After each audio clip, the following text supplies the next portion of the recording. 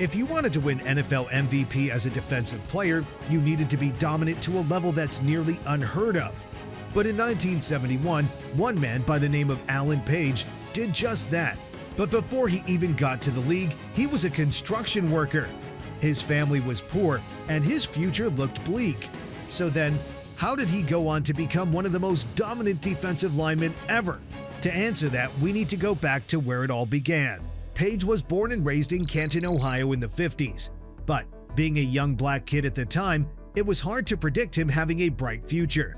Typically, if things went well for a young black kid growing up in Canton, I might be able to get a job in a factory somewhere, steel mill. Even at a young age, I knew that wasn't for me, the work. While other kids his age were enjoying freedom, Page was sweeping floors on construction sites.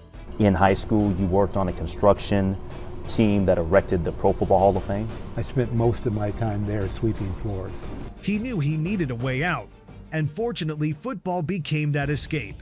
Page wasn't just good, he was a consensus All-American in 1966. His potential was so evident that he was drafted at 15th overall in the 1967 NFL Draft by the Vikings. Page was built different, and those who didn't know that would soon find out. That kid put the whole NFL on notice right away. 8.5 sacks his rookie year, unofficial of course, but everybody knew he was wrecking games. His impressive play was recognized, as he was a finalist for Defensive Rookie of the Year. But you see, what made him special was that mix. He wasn't just fast, he was mean strong. Offensive linemen didn't know what to do with him. If you tried to out-muscle him, he'd run right by you. 260-pound defensive end, Alan Page. Then came 68, and Page just kept getting better. He made his first Pro Bowl that year. And it wasn't just him. The Vikings were loading up that defense. You had Carl Eller, Jim Marshall, and Gary Larson. All four of them made the Pro Bowl together. You don't see that very often. That's when folks started calling them the Purple People Eaters. And it fit them too. Quarterbacks were running for their lives. Linemen were getting eaten alive. That foursome was a nightmare. The kind of defense that changed the whole game. And then came 69. And boy, Page just cranked it up another notch. Remember that Thanksgiving game against Detroit? Snow coming down, but him and Mark. But honestly, that season was bigger than Page alone, because those Vikings were loaded. They finally broke through and won the NFL championship against Cleveland. Watch number 88, Alan Page, overpower his blocker, almost decapitate Nelson, then finish him off with pursuit worthy of a linebacker.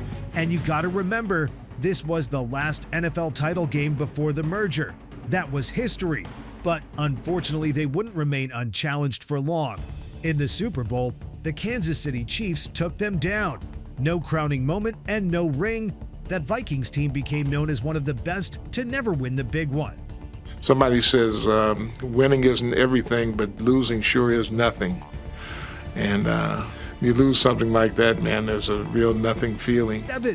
Not just that, but he piled up 77 return yards too. But we mustn't forget his first career interception. For a defensive tackle to pull down a pick, that's rare. Page made himself impossible to overlook. Voters had no choice but to put him on the first-team All-Pro. But honestly, he should have been up there for MVP. But the craziest thing about Alan Page is he wasn't done there. Then came 71, and that's when Alan Page completely transformed into a monster. 109 tackles, 9 sacks, 3 fumble recoveries, and even 2 safeties. He was wrecking games all by himself. And don't forget that December game against Detroit when he blocked a punt straight through the end zone. Number 88, Alan Page, spiked this attempted punt. The ball rolled out of the end zone and Page had a safety. That's the kind of play only Page could pull off. His elite play helped the Vikings defense allow the fewest total points in the NFL for the 3rd straight season. You had no choice but to respect how incredible he was, as he was named NFL MVP. Whose performance in 1971 earned him the honor of being the first lineman ever to be named the most valuable player in the NFL. A defensive lineman, most valuable player in the National Football League, hey, that is beyond my fondest dreams. That's about as high as you can get. Think about that.